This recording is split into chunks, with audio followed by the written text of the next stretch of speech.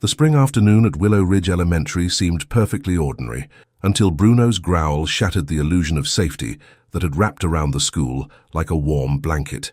10-year-old Emma Carson was just steps away from what could have been her final moments of innocence when the German Shepherd's primal instinct erupted into action.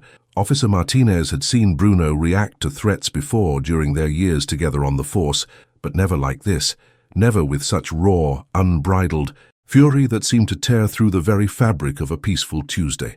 The retired K9's hackles rose like daggers along his spine as his amber eyes locked onto something that made every parent, teacher and child freeze in their tracks. This wasn't the playful bark of a dog seeking attention or the warning growl of territorial protection. This was the sound of pure recognition, the kind that comes when a predator's mask slips just enough for trained eyes to see the darkness beneath. Emma stood paralyzed between the school's east exit and a white cargo van where a stranger smiled too widely and spoke her name with unsettling familiarity. The man held what appeared to be a printed email, claiming her mother had sent him to pick her up due to an emergency. But Bruno saw what human eyes couldn't: the micro-expressions, the calculated positioning, the predatory patience of someone who had done this before. In 3 explosive seconds, the German Shepherd launched himself forward with a sound that would haunt the memories of everyone present, transforming from a gentle school guardian into a force of protective fury. The man's practiced smile crumbled as Bruno's massive frame positioned itself between him and Emma, muscles coiled like loaded springs, teeth bared in a display of raw canine justice. What happened next would not only save one little girl, but uncover a web of predators so sophisticated that it would shake the foundation of how communities protect their most vulnerable members. This is the story of how one dog's refusal to be fooled by a smile exposed a nightmare hiding in plain sight. What police discovered inside the white cargo van would transform this from a simple attempted abduction into something far more terrifying. As backup officers pried open the vehicle's rear doors, their flashlights illuminated a mobile command center that spoke of meticulous planning and calculated evil. A second cell phone with no service plan but connected to open. Wi-Fi networks contained dozens of photographs saved in its camera roll, including 3 of Emma, one taken the previous week, another from that very day, and a third zoomed in from behind the schoolyard fence. The man wasn't a family friend or emergency contact sent by anyone. He was a predator who had learned Emma's name through digital breadcrumbs scattered across social media and neighborhood apps, constructing an elaborate facade of legitimacy with practiced precision. But the true horror emerged when Detective Olivia Reyes arrived from the county and began tracing the suspect's digital footprint through encrypted chat rooms and hidden forums. Gregory Denton, age 47, had been active under multiple aliases, frequenting online spaces dedicated to sharing information about school pickup schedules, student routines, and vulnerable targets. Emma's mother had innocently posted on a neighborhood app weeks earlier, asking if anyone could help with pickup when her car broke down, unknowingly providing the exact intelligence Denton needed. As investigators delved deeper into his devices, they uncovered references to other schools, other children, other opportunities discussed with surgical detachment. The encrypted folder disguised as tax documents revealed a spreadsheet containing 32 names, ages, photos, and behavioral notes about children across 5 states. Emma was number 8 on a list that read like a predator's shopping catalog, complete with timestamps and detailed observations about when each child walked alone, which parents worked late, and which schools had lax security protocols. Bruno's single bark had not only saved one little girl, but exposed a network that would lead to multiple arrests and reveal the terrifying truth about how modern predators operate in the digital age. Don't forget to subscribe to our channel K9 Loyal Souls, where we uncover true stories of animals' bravery you won't believe until you see it, and tell us in the comments, what city are you watching us from? In the quiet suburbs of America, where manicured lawns meet sidewalks lined with children's bicycles and where the sound of school bells marks the rhythm of everyday life, we often assume that safety is a given. Parents drop their kids off each morning with the unspoken faith that the world will protect what they hold most dear, that the systems in place will stand guard against the unthinkable. But what happens when danger doesn't announce itself, with sirens or warning signs? What happens when evil wears a friendly face, speaks in gentle tones, and knows exactly which words will make a child trust them. This is the story of Willow Ridge Elementary, a school that discovered the thin line between safety and vulnerability, and how one retired police dog became the guardian angel they never knew they needed. Bruno, a German shepherd with amber eyes that seemed to read souls, had spent years on the force learning to detect what human senses often miss: the subtle tells of deception, the micro-expressions of malicious intent, the energy that radiates from those who mean harm. When he transitioned from active duty to school security, many assumed his job would be ceremonial, a gentle presence to comfort children and deter minor mischief. No one expected him to become the thin blue line between innocence and predation. The events that unfolded on a seemingly ordinary Tuesday afternoon would prove that sometimes the greatest threats come not from obvious dangers, but from those who have perfected the art of blending in, who understand that trust is a weapon more powerful than any physical force. In an age where information travels at light speed and privacy has become a luxury few can afford, predators have evolved their methods, using technology and social engineering to hunt with unprecedented precision. They study their targets through social media posts, neighborhood apps, and publicly available information, building detailed profiles that would make intelligence agencies envious. They learn names, routines, vulnerabilities, and then approach with the confidence of someone who belongs. This is the reality that Willow Ridge Elementary faced when Gregory Denton arrived with his white cargo van, his practiced smile, and his carefully rehearsed story about being sent by Emma's mother. It's a reality that countless schools, parents, and communities face every day without realizing how close danger lurks to their most precious treasures. But this story isn't just about the darkness that exists in our world. It's about the light that shines through unexpected heroes, about instincts that refuse to be silenced, and about how one dog's refusal to be fooled by appearances became the catalyst for exposing a network that threatened children across multiple states. The suburban landscape of Willow Ridge seemed designed for safety, with its tree-lined streets, neighborhood watch signs, and the kind of community trust that comes from generations of peaceful coexistence. Soccer moms in SUVs navigated familiar routes to familiar destinations, while children walked to school along sidewalks their parents had once traveled. The elementary school itself embodied this sense of security with its bright yellow buses, crossing guards with cheerful smiles, and the gentle chaos of morning drop-off where the biggest concern was usually forgotten lunch money or misplaced homework assignments. Officer Martinez had chosen this assignment specifically for its tranquility, a place where his partner Bruno could transition from the high-stakes world of criminal pursuit to the gentler realm of community policing, where the most excitement they might encounter would be a lost ball kicked over the fence or helping a kindergartner find the bathroom. Tuesday, March 15th, dawned with the kind of crisp spring air that made children bounce a little higher on their way to school and caused teachers to crack windows just enough to let the fresh breeze whisper through classrooms. At Willow Ridge Elementary, the morning routine unfolded with clockwork precision as it had for countless days before. Yellow buses rumbled to their designated stops, releasing streams of backpack-laden children who chattered excitedly about upcoming spring break plans and the art project due in Mrs. Henderson's class. Officer Martinez arrived at 7:30 sharp, just as he had every weekday for the past 2 years, his patrol car crunching softly over the gravel near the main entrance. Bruno emerged from the passenger side with the dignified bearing of a dog who understood his responsibility, his black and tan coat gleaming in the morning sunlight as he performed his customary perimeter check. The German shepherd's routine was methodical and thorough, nose to the ground near the fence line, ears rotating like satellite dishes picking up frequencies only he could detect, amber eyes scanning the horizon for anything that didn't belong in this sanctuary of childhood innocence. The morning passed without incident, as most mornings did.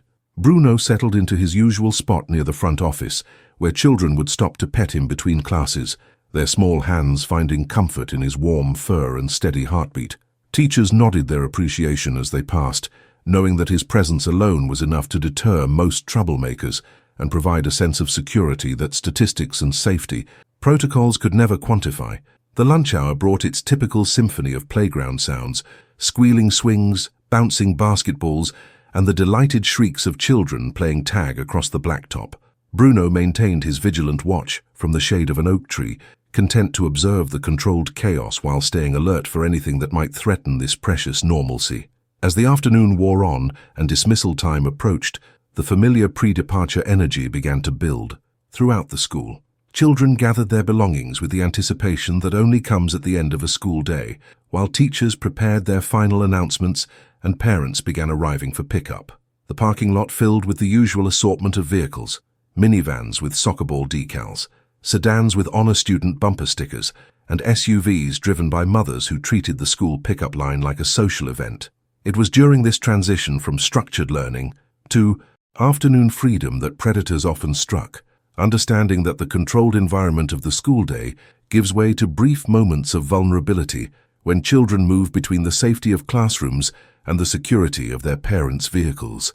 The dismissal bell rang at exactly 2:45, its familiar chime triggering a cascade of activity as classroom doors opened and children poured into hallways like water through a dam. Emma Carson gathered her sparkly unicorn backpack and headed toward what she thought would be another routine walk to meet her mother in the pickup line. She had no way of knowing that Gregory Denton had been watching her for weeks, learning her patterns, studying her routines, and waiting for exactly this moment when circumstance and opportunity would align in his favor. The white cargo van idling near the east exit didn't raise any immediate alarms. Maintenance vehicles, delivery trucks, and parent volunteers often used that area for loading and unloading.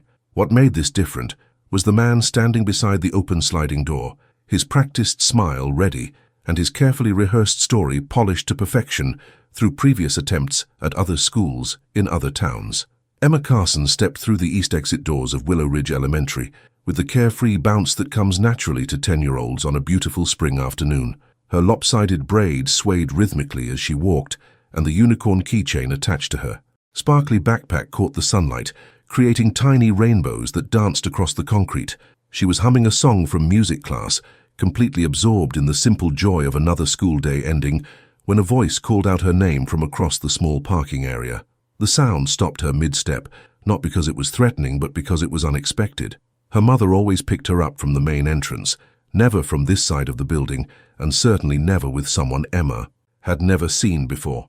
The man standing beside the white cargo van wore ordinary clothes, jeans, a button-down shirt, and a baseball cap that shaded his face just enough to make his features seem softer, less defined. His smile was wide and warm, the kind that reached his eyes and suggested familiarity, even where none existed. In his hand, he held what appeared to be a printed email, though from Emma's distance, the text was too small to read clearly. Everything about his appearance had been carefully calculated to project trustworthiness and legitimacy, from his casual but clean clothing to his unhurried demeanor that suggested someone comfortable with his surroundings. When he spoke, his voice carried the gentle authority of someone accustomed to being believed, someone who had practiced this exact scenario until every word, every gesture, every micro-expression conveyed the right message. He told Emma that her mother had asked him to pick her up today, that there had been an emergency at work and she couldn't make it to school herself. His explanation was detailed enough to sound credible, but not so elaborate as to raise suspicion, a delicate balance that spoke to experience with this particular type of deception. Emma's natural politeness warred with an instinctive hesitation that she couldn't quite name.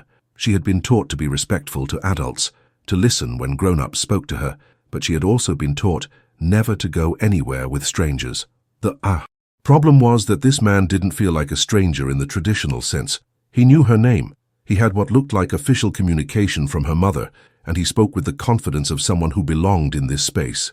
As he stepped closer, holding up the paper as evidence of his legitimacy, Emma found herself caught between the social conditioning that told her to trust adults and the primitive warning system that every child possesses, but doesn't always know how to interpret.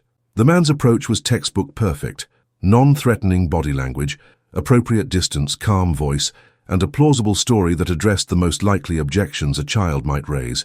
He even anticipated her hesitation, chuckling softly and making a comment about how busy her mother must be, how these last-minute changes happen to all families.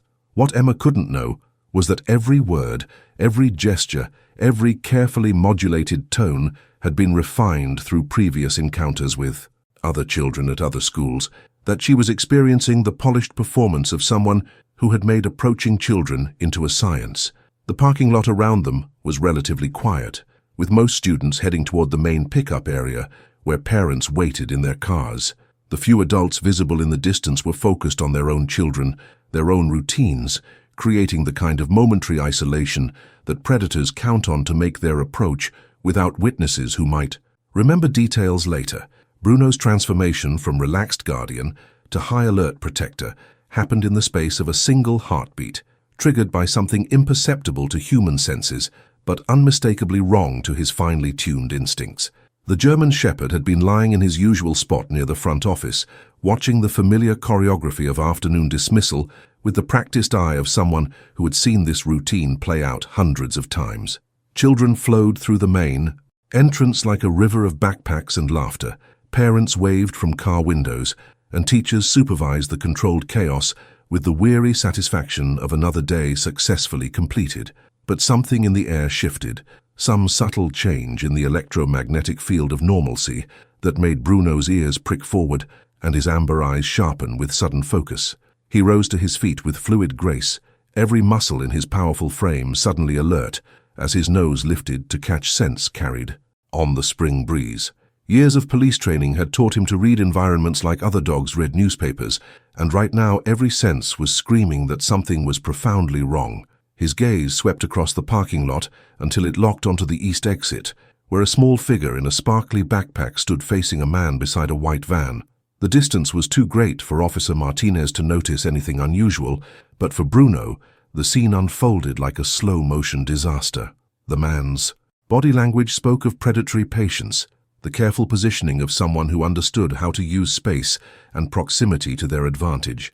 The van's sliding door stood open like a mouth waiting to swallow, and the man's gestures had the rehearsed quality of someone performing a well-practiced routine.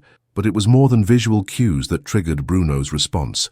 It was the scent of deception, the chemical signature of adrenaline masked by artificial calm, the pheromonal cocktail that predators emit when they're closing in on their target. Bruno's hackles rose like a ridge of steel along his spine as a low growl rumbled deep in his chest, a sound that seemed to emerge from some primal place where civilization hadn't yet softened the edges of survival instinct. Officer Martinez looked up from his radio, immediately recognizing the difference between Bruno's normal alert posture and this state of barely contained aggression. The dog's entire body had become a weapon waiting to be unleashed, muscles coiled like springs under his dark fur, teeth beginning to show as his lips pulled back in a snarl that spoke of violence held in check only by years of training and discipline. For a moment, Martinez followed Bruno's gaze, trying to see what had triggered such an intense reaction, but the scene at the east exit looked ordinary enough, just a man talking to a child near a parked vehicle. It wasn't until Bruno suddenly exploded into motion that Martinez understood they were witnessing something far more sinister than it appeared. The German Shepherd's bark erupted like thunder, a sound so primal and furious that it seemed to tear through the peaceful afternoon like a blade through silk. It wasn't the warning bark of a territorial dog or the playful noise of an excited animal.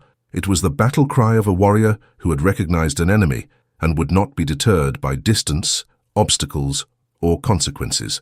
Bruno's powerful legs drove him forward with the velocity of a missile, his focus laser-locked on the man who had dared to threaten a child under his protection, and nothing in the world would stop him from reaching his target. Bruno's charge across the school grounds was nothing short of magnificent in its raw power and unwavering purpose, a 90-pound missile of protective fury that transformed the peaceful afternoon into a scene of primal justice. His paws thundered against the concrete with the rhythm of war drums as he closed the distance between himself and the threat with supernatural speed, every stride propelled by years of training and an unshakable moral compass that recognized evil regardless of its disguise. The sound of his approach was unmistakable, not just the clicking of claws against pavement, but the deep, resonant growling that seemed to emanate from the very earth itself, a sound that made every parent, teacher, and child within earshot stop what they were doing and turn toward the source of such elemental anger. Gregory Denton's carefully constructed facade crumbled the moment he saw the German Shepherd bearing down on him like an avenging angel. The practiced smile that had been his most effective tool vanished. replaced by the wide-eyed terror of someone who suddenly realized that his careful planning hadn't accounted for this variable. His voice, which had been so smooth and persuasive just moments before, cracked as he tried to maintain his cover story, insisting to anyone who would listen that the dog was crazy, that he hadn't done anything wrong, that this was all a misunderstanding. But Bruno wasn't interested in explanations or justifications. He was interested only in positioning himself between Emma and danger, creating an impenetrable barrier of fur, muscle, and righteous fury that no predator would dare attempt to cross. The impact when Bruno reached them was both physical and psychological, the dog's massive frame inserting itself into the space between Emma and the van with the finality of a door slamming shut. His growl had evolved into something beyond sound, becoming a physical force that seemed to vibrate through the ground and into the bones of everyone present. Officer Martinez arrived seconds later, his hand already moving toward his radio as he took in the scene that Bruno's instincts had revealed. A grown man attempting to lure a child toward an open vehicle, using tactics so sophisticated that they had almost succeeded in fooling everyone except the one witness whose training couldn't be manipulated by social engineering. The transformation in Denton was immediate and telling. Gone was the friendly demeanor, replaced by the desperate calculations of someone whose cover had been blown and whose options were rapidly diminishing. He backed toward the van's driver door, his movements jerky and panicked, no longer the confident predator, but a cornered animal looking for an escape route. Emma, who had been frozen in confusion just moments before, suddenly understood what Bruno had seen all along, that the man's friendly smile had been a mask, that his knowledge of her name hadn't been coincidental, and that the paper in his hand wasn't a message from her mother, but a prop in a performance designed to steal her away from everything safe and familiar. Bruno's positioning was tactically perfect, his body angled to block any attempt by Denton to reach Emma, while simultaneously preventing escape toward the van's interior. Years of police work had taught him not just to detect threats, but to neutralize them, and right now every fiber of his being was focused on ensuring that this predator would not succeed in his mission. The German shepherd's eyes never left Denton's face, reading micro-expressions and body language with the precision of a polygraph machine, ready to respond to any sudden movement with overwhelming force. When Denton finally made his desperate dash toward the driver's seat, Bruno was ready, his powerful jaws snapping at the air mere inches from the man's legs, close enough to shred fabric, but controlled enough to avoid actual contact, until Martinez could take control of the situation with handcuffs and official authority. The true horror of what Bruno had prevented began to unfold when backup officers pried open the cargo van's rear doors, their flashlights revealing an interior that had been transformed into something between a mobile office and a predator's lair. The van wasn't just a vehicle. It was a carefully designed tool for abduction, equipped with tinted windows that prevented anyone from seeing inside, soundproofing materials that would muffle any cries for help, and restraints that had been positioned with the methodical precision of someone who had used them before. But it was the technological equipment that made investigating officers exchange glances of grim recognition, multiple cell phones, tablets, and a laptop computer that suggested this wasn't the work of an amateur opportunist, but rather a sophisticated operation that relied on digital surveillance and social engineering to select and approach targets. Detective Olivia Reyes arrived from the county within an hour, her expression growing darker with each piece of evidence that was catalogued and photographed. The secondary cell phone that had no service plan but was connected to open Wi-Fi networks contained a digital treasure trove of stalking behavior that painted a picture of methodical hunting. Dozens of photographs filled the device's memory, including 3 of Emma taken over the previous weeks, one from a school event where parents were invited, another from a public playground, and a third shot through the chain-link fence that surrounded the school during recess. Each photo was time-stamped and geotagged, creating a timeline of surveillance that demonstrated how carefully Denton had studied his target before making his approach. The laptop revealed even more disturbing intelligence, including detailed notes about Emma's family routine, her mother's work schedule, and even the fact that her father traveled frequently for business, leaving the family vulnerable during predictable windows of time. Social media posts that Emma's mother had shared innocently on neighborhood apps and local Facebook groups had been screenshot and analyzed, providing Denton with the kind of personal information that allowed him to construct his elaborate deception about being sent to pick Emma up due to an emergency.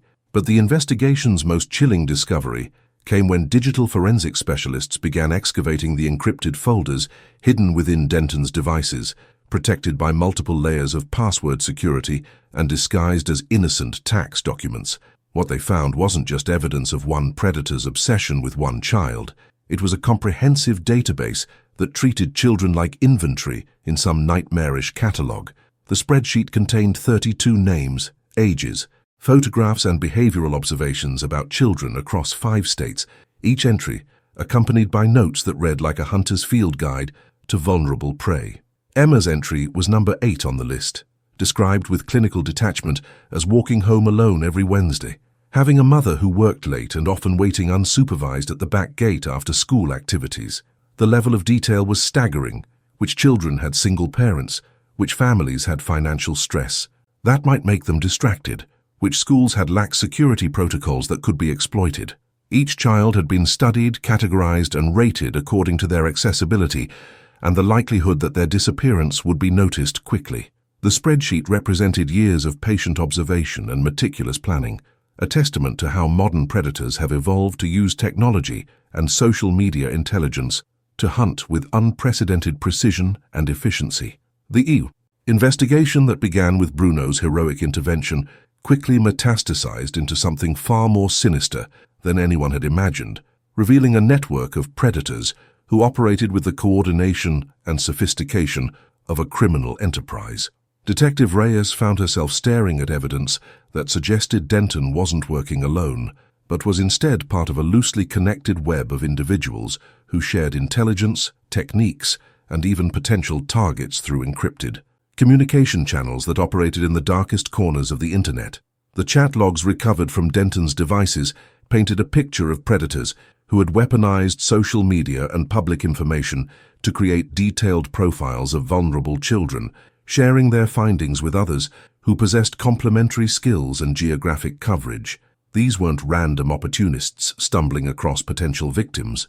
They were methodical hunters who had turned child predation into a science, complete with standardized procedures, risk assessment protocols, and contingency plans for when operations went wrong. Agent Kessler from the FBI's Crimes Against Children unit arrived to coordinate what had suddenly become a multi-state investigation, bringing with her the grim expertise of someone who had seen how these networks evolved and adapted to law enforcement techniques. The usernames found in Denton's messaging apps were traced to individuals across the country, each operating in their own geographic territory, but sharing intelligence about security vulnerabilities, successful approach techniques, and children who might be particularly susceptible to manipulation. One username, SafeDriver38, had been active in a forum dedicated to discussing school pickup procedures and parent routines, contributing detailed analyses of which schools had the most relaxed security protocols and which communities were most trusting of strangers. Another, Caring Friend, specialized in social engineering techniques, sharing scripts and approaches that had proven effective in gaining children's trust and overcoming their natural hesitation about strangers. The level of organization was breathtaking in its malevolent efficiency. These predators had essentially created a criminal intelligence network that rivaled anything law enforcement had seen in traditional organized crime. They conducted reconnaissance on potential targets months in advance, building comprehensive dossiers that included everything from family schedules to financial stress that might make parents less vigilant. They studied school security systems, identifying weaknesses in pickup procedures and times when children might be temporarily unsupervised. Most chillingly, they shared information about children who had been identified as particularly vulnerable, creating a distributed database of potential victims that could be accessed by any member of their network who found themselves operating in the right geographic area. The encrypted communications revealed a disturbing level of patience and planning, with some discussions spanning months as predators waited for the perfect opportunity to approach a specific child. They analyzed social media posts from parents, looking for information about work schedules, family stress, and upcoming events that might create windows of vulnerability. They attended public events like school carnivals and community festivals, not as participants but as scouts gathering intelligence about potential targets and security procedures. The investigation uncovered evidence that at least 6 children from Denton's list had been approached in some way over the previous year, though most of these encounters had been so subtle that neither the children nor their parents recognized them as predatory behavior. A second grader in Phoenix had received an unsigned note in her backpack saying, "You're special," which her parents had dismissed as a prank from another student. A girl in Tulsa had mentioned to her mother that a nice man at the bus stop had asked about her school and seemed to know her teacher's name, but the incident was forgotten amid the chaos of daily life. In Columbus, a child had been offered a ride by someone who claimed to know her principal, but she had declined and never mentioned it to her parents because she didn't want to get in trouble for talking to strangers. The revelation that their quiet, suburban community had been infiltrated by sophisticated predators sent shockwaves through Willow Ridge that reverberated far beyond the school grounds, transforming the way parents thought about safety, privacy, and the digital footprints their families left in the modern world. Within hours of the news breaking, the school's main office was flooded with phone calls from parents demanding answers, wanting to know how their children's information had been compromised and what safeguards would be implemented to prevent future incidents. Principal Harris found himself conducting emergency meetings with increasingly agitated groups of mothers and fathers who had suddenly realized that their assumptions about suburban safety were built on foundations of sand. The Parent-Teacher Association called an unprecedented evening assembly that drew standing-room-only crowds of families who had never before felt the need to actively participate in school security discussions. Social media groups that had once been dedicated to sharing carpooling schedules and playdate arrangements suddenly became forums for anxious parents trying to determine what information they had inadvertently shared that might have put their children at risk. Mothers who had proudly posted first day of school photos complete with grade levels and teacher names were now scrubbing their online presence, deleting years of innocent family updates that had been weaponized by predators. The neighborhood app where Emma's mother had once sought help with emergency pickup had become a cautionary tale, its helpful community spirit overshadowed by the realization that every post had been a potential intelligence-gathering opportunity for those who meant harm. Parents began questioning everything they had once taken for granted, the wisdom of allowing children to walk home alone, the safety of after-school activities that involved waiting for pickup, and even the practice of putting children's names on backpacks and lunchboxes that made them identifiable to strangers. The local police department found itself overwhelmed with reports of suspicious activity as hyper-vigilant parents called in everything from unmarked vans to unfamiliar adults who lingered too long near school grounds. Officer Martinez and Bruno became reluctant celebrities, with parents approaching them constantly to express gratitude while simultaneously pumping them for information about how to better protect their own children. The school district was forced to implement immediate changes to pick up and drop off procedures, requiring advance registration for anyone authorized to collect children and instituting a photo identification system that many parents found both reassuring and sobering. Teachers received emergency training on recognizing grooming behavior and suspicious adult interactions with students, while students themselves participated in age-appropriate discussions about trusting their instincts and the importance of telling trusted adults when something felt wrong. The psychological impact on the children was perhaps the most heartbreaking aspect of the entire situation, as parents struggled to explain why their previously safe world suddenly required new rules and restrictions without creating paralyzing fear. Emma, despite being the intended victim, seemed to handle the aftermath better than many of her classmates, perhaps because she had Bruno's visible protection as a constant reminder that there were also good forces working to keep her safe. The counseling office saw a steady stream of students who were experiencing nightmares, anxiety about walking anywhere alone, and a general loss of the carefree innocence that had characterized their previous school experience. Some children became withdrawn and clingy, unwilling to participate in activities that took them away from their parents' direct supervision, while others developed an almost obsessive interest in safety procedures and potential threats. The community's faith in their suburban sanctuary had been fundamentally shaken, replaced by a new awareness that predators didn't look like the monsters from fairy tales, but could be the friendly neighbor, the helpful stranger, or the person who seemed to know just a little too much about their family's routine. Just when the community of Willow Ridge began to exhale and believe that the worst was behind them, a new threat emerged that would test Bruno's vigilance in ways that even his extensive training hadn't fully prepared him for. 2 weeks after the regional news had celebrated his heroic intervention and the community had started to settle into their new security routines, something shifted in the atmosphere around the school that only Bruno seemed to detect. It began with subtle changes that would have been invisible to human observation. A black pickup truck that appeared in the neighborhood with increasing frequency, always parked just far enough from the school to avoid immediate suspicion, but close enough for its occupant to maintain visual surveillance of the daily routines that governed children's lives. The vehicle's windows were tinted dark enough to obscure the driver's identity, while still allowing clear sightlines for observation, and its positioning suggested someone who understood how to conduct surveillance without triggering obvious alarm bells.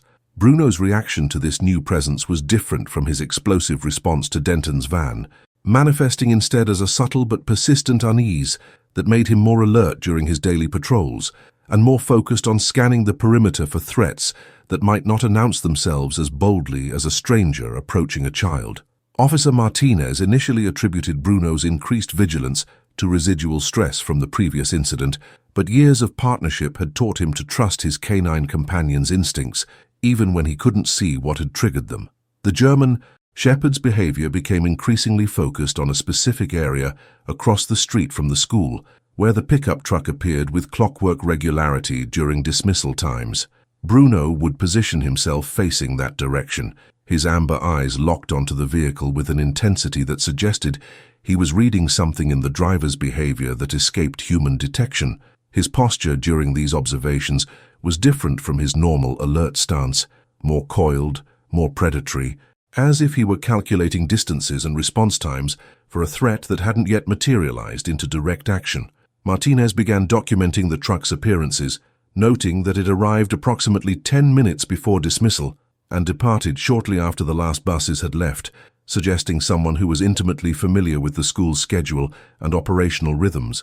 The pattern was too consistent to be coincidental, too precisely timed to be innocent, and Bruno's unwavering focus on the vehicle confirmed that whatever was happening represented a genuine threat to the children under their protection. When Martinez attempted to approach the truck on foot during one of its appearances, the vehicle immediately departed, its driver demonstrating the kind of situational awareness that suggested professional surveillance training or extensive experience in avoiding law enforcement contact. The license plate check revealed that the truck was registered to a fictitious address, another red flag that indicated deliberate deception rather than innocent presence in the neighborhood. Bruno's reaction to the truck's sudden departures was telling. Instead of relaxing when the immediate threat disappeared, he became more agitated, as if he understood that the danger hadn't been eliminated, but had simply relocated to continue its patient stalking from a different vantage point. The realization that they were dealing with someone who had learned from Denton's mistakes and adapted their approach accordingly sent chills through the investigation team, suggesting that the predator network was more resilient and adaptive than they had initially believed. This new threat demonstrated a level of patience and strategic thinking that made them far more dangerous than impulsive opportunists, indicating someone who was willing to invest weeks or months in surveillance before making their move, studying not just potential victims, but also the security responses that had been implemented in the wake of Bruno's previous intervention. The patience of the unknown surveillance operative finally cracked on a Thursday afternoon when the black pickup truck's driver made the fatal mistake of underestimating both Bruno's protective instincts and Officer Martinez's growing suspicion about the vehicle's persistent presence in their neighborhood. What had been weeks of careful observation and strategic positioning suddenly transformed into a desperate gambit when the Heidi driver, later identified as Jared Price, decided to take a more active approach to his surveillance activities. Instead of maintaining his usual distant observation post, Price moved the truck closer to the school property and began using his phone to capture video footage of children during dismissal, an escalation in behavior that triggered Bruno's protective responses like a match thrown into gasoline. The German Shepherd's reaction was immediate and unmistakable. His entire body went rigid, with predatory focus, as he detected the shift from passive observation to active threat assessment. The low growl that began deep in his chest quickly escalated to the same primal warning that had saved Emma weeks earlier, a sound that cut through the afternoon air and immediately captured Martinez's attention. Unlike the previous incident where Bruno had to cover significant distance to reach his target, this confrontation played out with devastating efficiency as the truck was positioned close, enough for the dog to reach it in seconds rather than minutes. When Martinez released Bruno's leash and gave the command to pursue, the German Shepherd launched himself toward the pickup truck with the fury of a guided missile that had finally acquired its target after weeks of patient waiting. Price's attempt to flee in the vehicle proved to be a catastrophic miscalculation, as his panic-induced driving caused him to lose control and crash into a fire hydrant, sending a geyser of water shooting skyward and effectively trapping him in a disabled vehicle with an enraged police dog bearing down on him.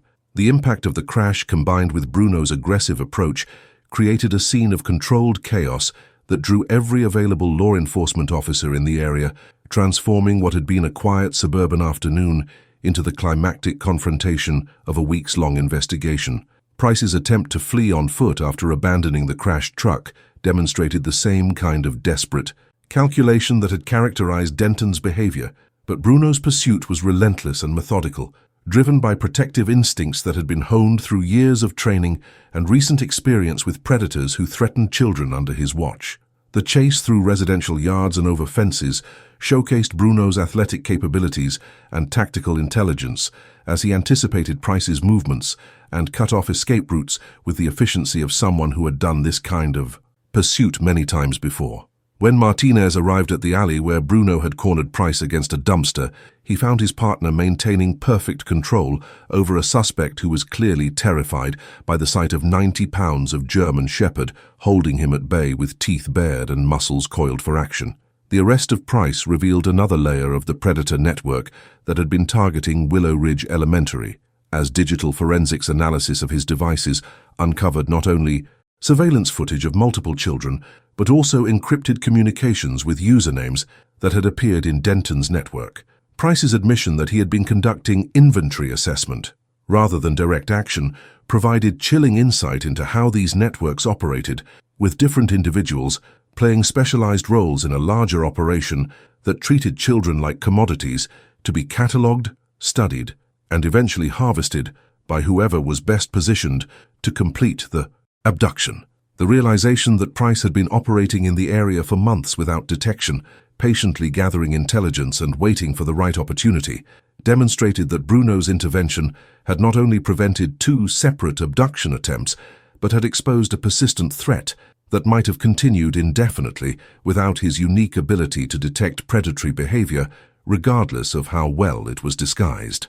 The arrest and subsequent interrogation of Jared Price opened a Pandora's box that revealed the true scope of the predator network that had been operating in plain sight across multiple states, transforming what had initially appeared to be isolated incidents into evidence of a coordinated criminal enterprise that had been perfecting its methods for years.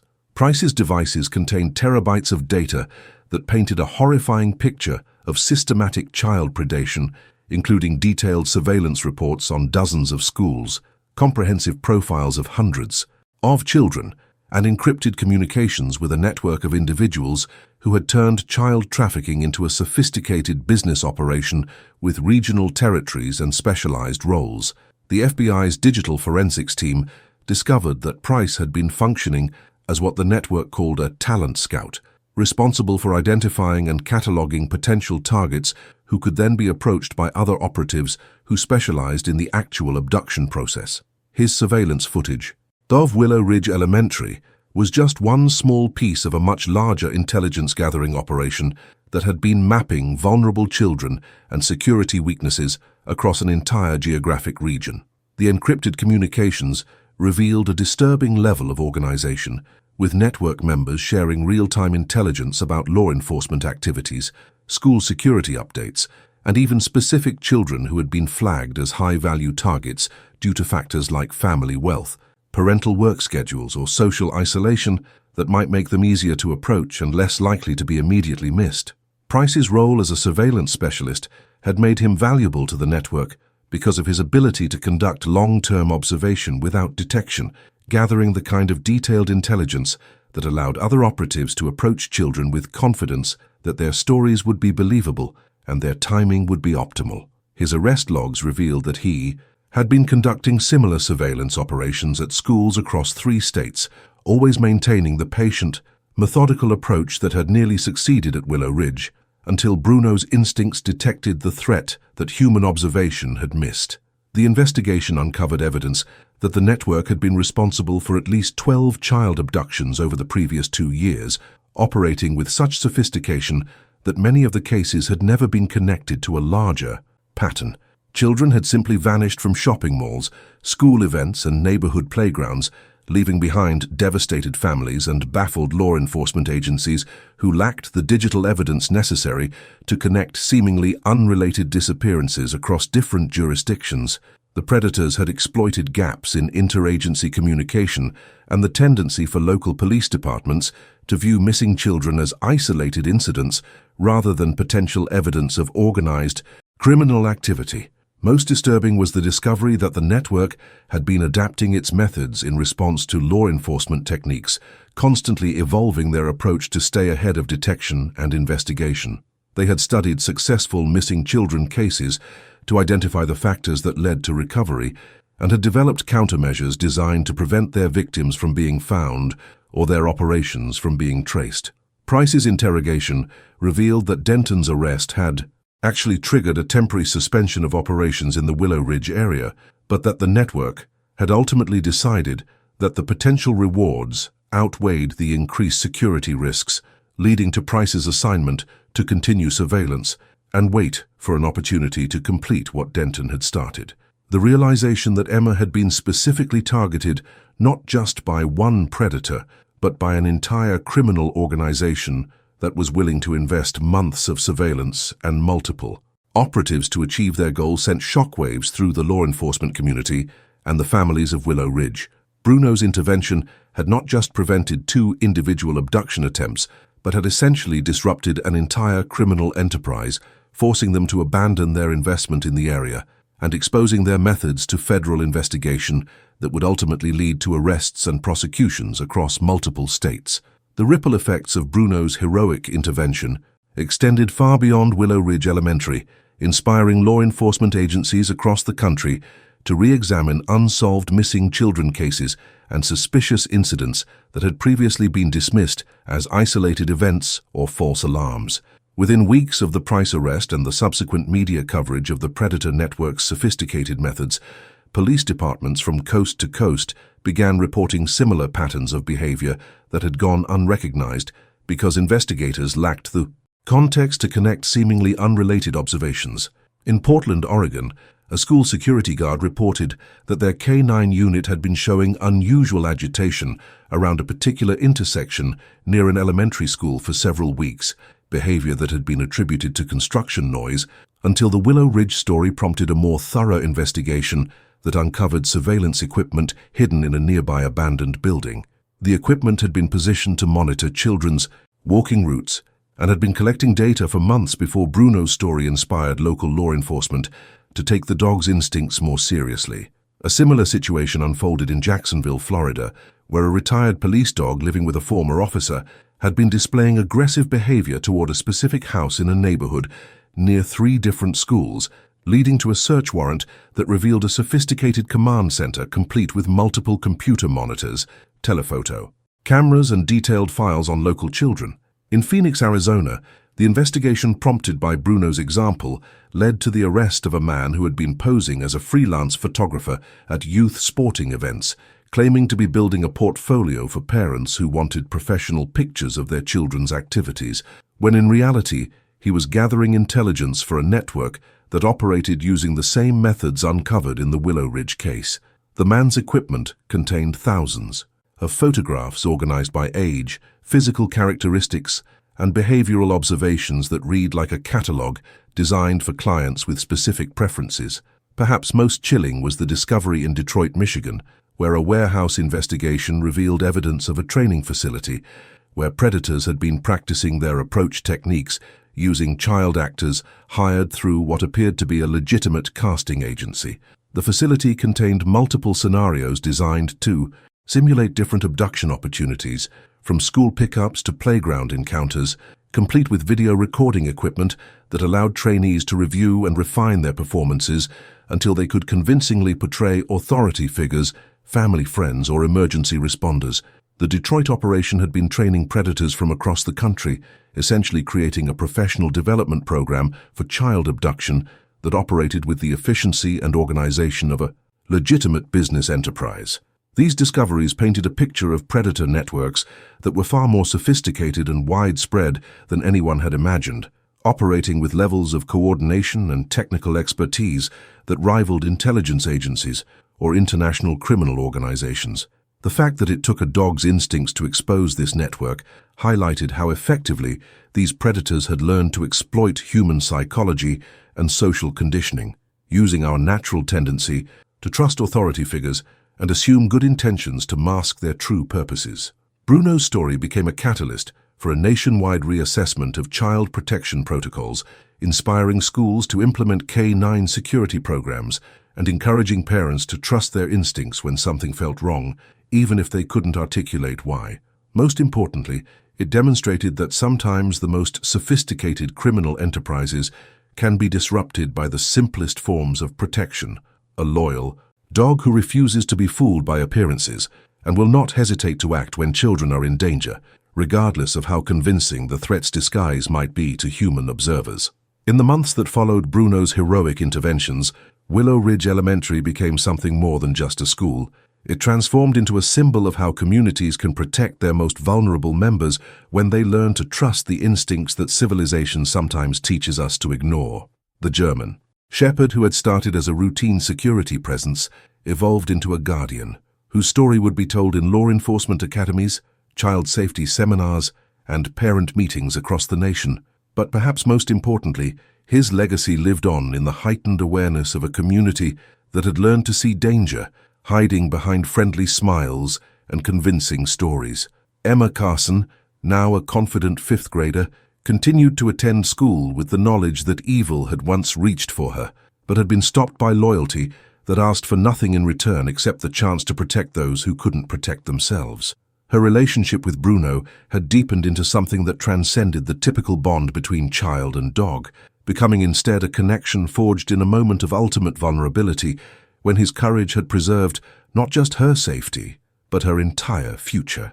The broader investigation that began with Bruno's first bark ultimately led to the arrest and conviction of 37 individuals across 14 states, dismantling a network that had been responsible for dozens of child abductions and had been poised to expand their operations into new territories.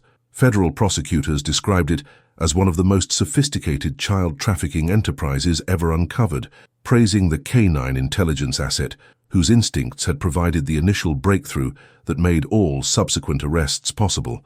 But the true measure of Bruno's impact couldn't be quantified in arrest statistics or conviction rates. It lived in the immeasurable value of childhoods preserved, families kept whole, and communities awakened to dangers they hadn't known existed. Schools across the country implemented K-9 security programs inspired by his example, while parents learned to balance vigilance with trust, creating safer environments without surrendering the open, welcoming communities they wanted their children to experience. Officer Martinez, now promoted to Detective Martinez, in recognition of his role in exposing the network, continued his partnership with Bruno until the day the aging German shepherd peacefully passed away in his sleep, surrounded by the hundreds of children whose lives he had touched and protected throughout his years of service. The memorial service held in Bruno's honor drew attendees from across the nation, including FBI agents, local law enforcement, school administrators, and families whose children had been saved by his interventions. But the most moving tribute came from Emma herself, now a teenager, who spoke about how one dog's refusal to be fooled by appearances had taught an entire generation to trust their instincts and protect each other. The bronze statue erected in Bruno's memory outside Willow Ridge Elementary bears a simple inscription that captures the essence of his legacy. He barked when silence would have been easier, acted when others hesitated, and reminded us that protection comes not from perfect systems, but from courageous hearts willing to stand between innocence and evil. Yet even as communities celebrated Bruno's heroism and implemented new safety measures inspired by his example, law enforcement officials quietly acknowledged that the network he had exposed represented just one tentacle of a much larger organism that continued to evolve and adapt to new security measures. The predators who had escaped the initial dragnet had undoubtedly learned from their colleagues' mistakes, developing new methods and technologies that would require constant vigilance to detect and counter. In the end, Bruno's greatest gift to the world wasn't just the specific children he saved or the criminals he helped capture, but the reminder that sometimes the most sophisticated threats can only be defeated by the simplest forms of protection: loyalty, instinct, and the willingness to act when something feels wrong, even if you can't explain why.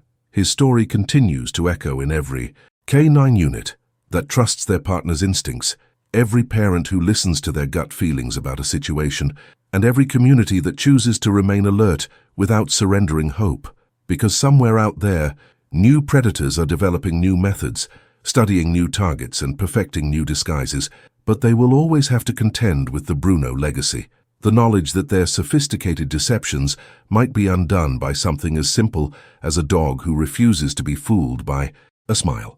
And you, what did you think about this story? Tell us in the comments. Don't forget to like and subscribe to our channel so you don't miss the next videos.